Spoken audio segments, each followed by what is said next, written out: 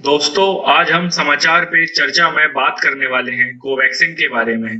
Covaxin जो कि भारत में ह्यूमन ट्रायल के लिए तैयार हुई सबसे पहली वैक्सीन है।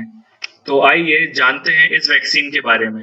कोवैक्सीन को बनाया है भारत बायोटेक इंटरनेशनल लिमिटेड ने। यह भारत की हैदराबाद बेस्ड एक कंपनी है। यह पहली कंपनी है जिसे ह्यूमन ट्रायल्स की परमिशन है।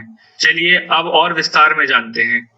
जैसा कि हम सभी जानते हैं, हमारे देश में कोई भी दवाइयाँ बेचने के पहले परमिशन लेनी होती है।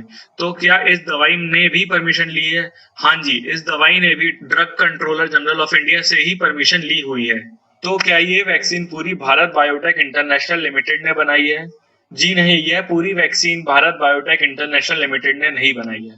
तो यह वैक्सीन किस किस के द्वारा बनाई गई है? कोवैक्सीन को बनाया गया है भारत बायोटेक और आईसीएमआर की मदद से। आईसीएमआर यानी Indian council of medical research.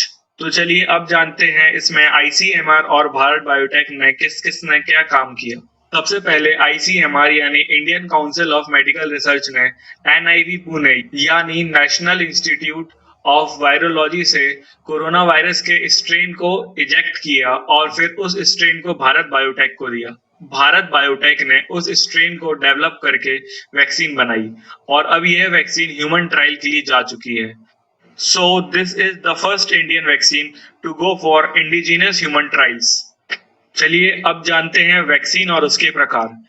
Vaccine दो प्रकार की होती है, लाइव एटीन्यूएटेड वैक्सीन और इनएक्टिवेटेड वैक्सीन। चलिए अब हम जानते हैं लाइव एटीन्यूएटेड वैक्सीन के बारे में। लाइव एटीन्यूएटेड वैक्सीन बनाने के लिए जर्म या वायरस के वीक फॉर्म को यूज करके उससे दवाई बनाई जाती है और आगे दी जाती है। और इस दवाई का बस एक डोज ही काफी होता है आपको हमेशा उस बीमारी से बचाने के लिए। चलिए अब हम जानते हैं इनएक्टिवेटेड वैक्सीन के बारे में। इनएक्टिवेटेड वैक्सीन के बारे में जानना इसलिए भी और जरूरी है क्योंकि कोवैक्सीन जो है वह एक इनएक्टिवेटेड वैक्सीन है। इस वैक्सीन को बनाने के लिए जो भी जर्म या वायरस है उसके किल्ड वर्जन को यूज किया जाता है और फिर उसके स्ट्रेन से वैक्सीन को डेवलप किया जाता है। पर यह जो वैक्सीन है यह पूरी इम्यूनिटी प्रोवाइड नहीं करती। जब भी किसी को इनएक्टिवेटेड वैक्सीन दी जाती है उसे कुछ टाइम टाइम पे यह वैक्सीन फिर से दी जाती है। यह वैक्सीन एक बार में इम्यूनिटी प्रोटेक्शन प्रोवाइड नहीं करती, इसलिए इस वैक्सीन को बार बार देना पड़ता है, जिसे हम बूस्टर शॉट्स भी कहते हैं। तो क्या कुछ और इनएक्टिवेटेड वैक्सीन है अभी मार्केट में? हाँ, कुछ और पॉपुलर इनएक्टिवेटेड वैक्सीन हैं, जैसे hepatitis A, flu, polio, rabies. चलिए अब हम जानते हैं एक वैक्सीन कैसे बनाई जाती है। वैक्सीन को बनाने के पहले 6 स्टेजों से गुजरना पड़ता है। पहला स्टेज होता है एक्सप्लोरेटरी स्टेज, दूसरा स्टेज होता है प्री क्लिनिकल स्टेज, तीसरा स्टेज होता है क्लिनिकल डेवलपमेंट स्टेज, चौथा स्टेज होता है regulatory review and approval stage, पांचवा स्टेज होता है मैन्युफैक्चरिंग स्टेज, छठवा होता है क्वालिटी कंट्रोल स्टेज। चलिए अब स्टेज को एक एक करके जानते हैं। पहला स्टेज एक्सप्लोरेटरी स्टेज में बस यह जाना जाता है जो यह बीमारी है या जो यह डिसीज है उसकी वैक्सीन बनाई जा सकती है कि नहीं बनाई जा सकती। दूसरी स्टेज होती है प्री क्लिनिकल स्टेज टेस्ट। इस स्टेज में वैक्सीन को लेबोरेटरी में और एनिमल्स पे टेस्ट किया जाता है। तीसरी स्टेज होती है क्लिनिकल डेवलपमेंट स्टेज। यह स्टेज सबसे इंपॉर्टेंट होती है कोई भी वैक्सीन या कोई भी दवाई बनाने के लिए।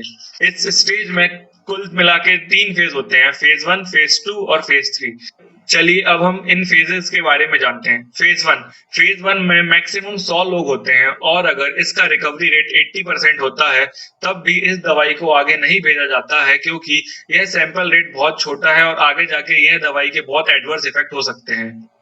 फेज 2 में 100 से 500 लोग होते हैं और इसमें दवाई के दूसरे साइड इफेक्ट देखा जाता है।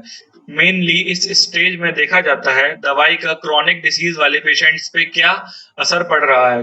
क्रॉनिक डिसीज जैसे cancer, BP, sugar etcetera. Phase 3 ही सबसे इंपॉर्टेंट फेज होता है क्योंकि इसमें सैंपल साइज बढ़ा दिया जाता है। इसमें सैंपल साइज जो होता है वो होता है 500 से 5000 के बीच में और इसमें कुछ अनयूजुअल साइड इफेक्ट्स देखे जाते हैं, जैसे कि लॉन्ग टर्म यूज में इस दवाई का क्या इफेक्ट पड़ रहा है। चौथा, पांचवा, छठवा स्टेज है अप्रूवल मिलना, मैन्युफैक्चरिंग करना और क्वालिटी कंट्रोल। तो क्या कोवैक्सीन भारत की इकलौती वैक्सीन है जो भारत में तैयार हो रही है?